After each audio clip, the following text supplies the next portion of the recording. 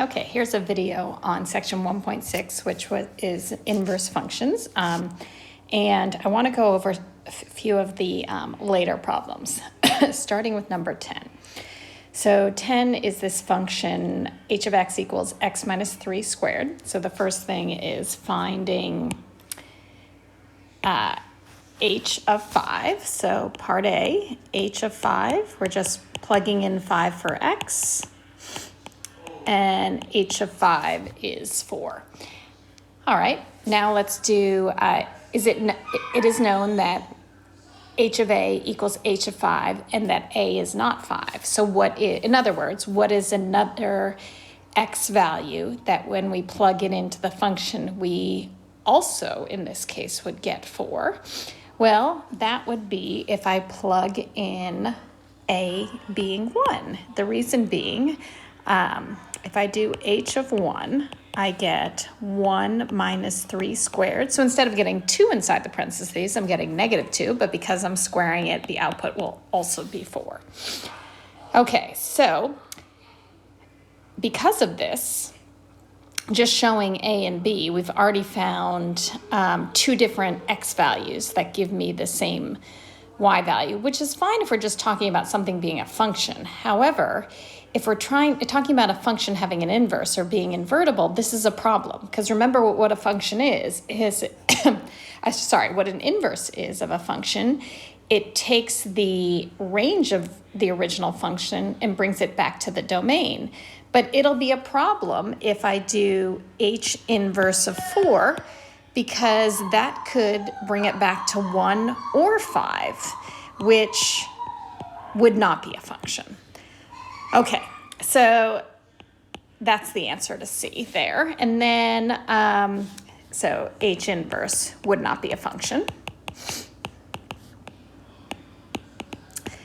Okay, so there are 2 possible domain restrictions that we could put on h of x that will include all possible outputs, but will allow h of x to have an inverse.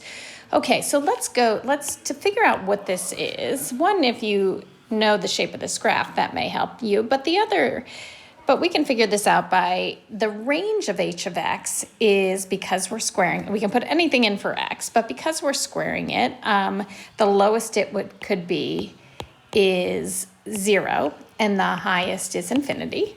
So that's the range of h of x. Now, in order to create my restriction possibilities, I want to do it so that I cover all range values. So to think about that, I want to think about, okay, what are the x values or the x value that gives me that lowest output? So in my case here, that would be when x minus 3 is 0 or when x is 3. So that's going to help define my restriction. So the 2 possibilities are, if x is greater than or equal to 3, that will be run restriction, or if x is less than or equal to 3. And again, if we're going to do a bunch of graphing later, but just to show you, if I were to graph this is what the parabola looks like. And you can see greater than or equal to 3, no x will, there's only one x goes to a unique y, same with less than or equal to 3. Okay, so finally, part E is find the inverse of h using each of the domain restrictions. So given I'm running out of room, I'm gonna go kind of to the top here. So this is for part E. So if x is greater than or equal to 3, let's find the inverse. So before I find the inverse, remember, to find an inverse, you undo what was done to the function. So what I did to the function was subtract 3, and then I squared it. So to do the inverse, I'm going to square root it. And remember, when you square root something that was originally squared, I have to do plus or minus. And that's where I have to think of my restriction. So if x is greater than or equal to 3 in the original function, it'll mean the range of the inverse has to be y greater than or equal to 3. So I'm going to take the positive square root of x, so h inverse, positive square root of x, and the opposite of subtracting 3 is adding 3. So that's for if x is greater than or equal to 3. If x is less than or equal to 3, when I go about undoing it, in order for my inverse to have a range that's less than or equal to 3, I'm going to do negative the square root of x. And then the opposite of subtracting 3 is still adding 3. So those are your two possibilities. Okay, so keeping that in mind, we're going to jump to doing a few of the number 14. So let me go to the next page here. All right, so let's do, sorry, I didn't give you a ton of room with this, I'm realizing, but all right, I want to start with F. Actually, no, scratch that. I want to start with E. All right, so all I'm asking here is find the inverse, and so let's do this. So first in E, what we did to get x is we subtracted 7, then we took the square root, and then we multiplied by 4. So to find the inverse, I'm going to undo that. So what I'm going to do, my notation, E inverse of x, the opposite of multiplying by 4 is dividing by 4. The opposite of square root is squaring. The opposite of subtracting 7 is adding 7. Now, you would think, okay, done, but you got to be careful here because whenever you see an even power like this, this function's not invertible. In fact, it's a parabola. So I need to put a restriction on it because this, again, this function would not be invertible. So I can't say it has this inverse here. So I need to put a restriction so that it matches up with E of x. Now notice here with E of x, the domain was 7 to infinity, and the range is going to be 0 to infinity. So for my inverse, my restriction is going to be just this. My restriction should be the range of the normal or the original function, because remember, domain and range flip. So I'm going to say for x greater than or equal to 0. Otherwise, the domain and range here would not line up, and again, it would not fully flip, and E inverse would not be invertible.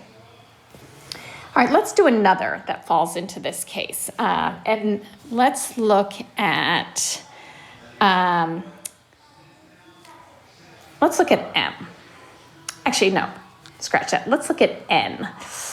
M is very similar to E. Let's look at N. So for N, what I originally did to X is multiply by 3, subtracted 1, then I did square root, then I multiplied by -2, a lot of steps here, and then I added 4.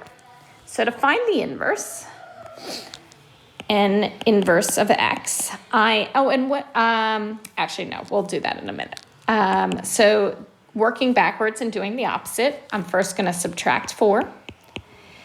Opposite of multiplying by -2 is divide by -2. Opposite of square root is square. Opposite of subtract 1 is add 1. And then opposite of multiplying by 3 is dividing by 3. I'm just going to write it like this. Dividing by 3 is the same as multiplying by 1/3. So let me make a little bit more room here. So N inverse of X equals 1/3. Okay, now, again, problem, because I'm noticing my inverse has a squared, so I need to put a condition on it. And to figure out the condition, again, I'm going to go back to my original function, and the domain of the original, I'm less concerned about that, frankly, because I need to find the range of the original, but let's just be complete here. It's 1/3 to infinity. The range, however, is going to be -infinity to 4. So basically, the range is mostly negatives and then up to 4 in the positives. So that should be my domain of my inverse. So there's my restriction. I'm going to say for x less than or equal to 4. That's my restriction. And it's really the even powers that you have to worry about with restrictions. Sometimes the restriction is going to be put on there and you have to worry about, okay, what does that mean when I take the square root or the fourth root, whatever even power it may be? Am I wanting the positive or negative of that? And then also when you're finding, if you're starting off with the square root or a fourth root and you're ending up with a function that on its own wouldn't be invertible, you got to figure out what that restriction you have to put on it. What's the restriction you have to put on it?